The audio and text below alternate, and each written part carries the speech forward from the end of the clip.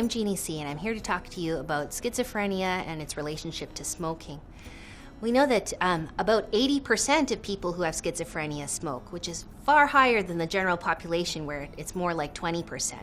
And so a lot of people have looked at the reasons why that is.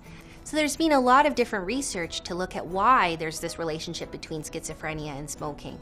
One theory has to do with self-medication, that people with schizophrenia smoke to reduce stress and to reduce symptoms like depression and agitation. As well, smoking seems to help with some of the cognitive symptoms of schizophrenia, so helps them to think clearer and decreases some of the confusion that can happen in schizophrenia.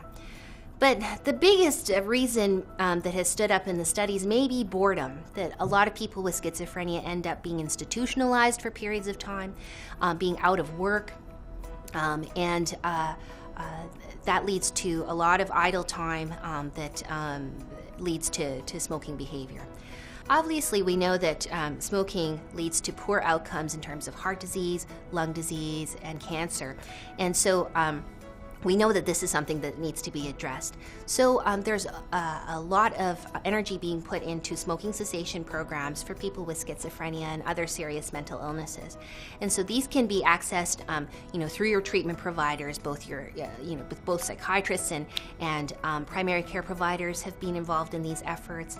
You can call 311 in New York City, or access your local city government to obtain things. In New York City, we provide nicotine replacement patches and gum to people for free. And in hospitals, they've also put in smoking cessation programs. It used to be that in every psychiatric ward across the country, there was a smoking room, or you could actually just smoke on the unit.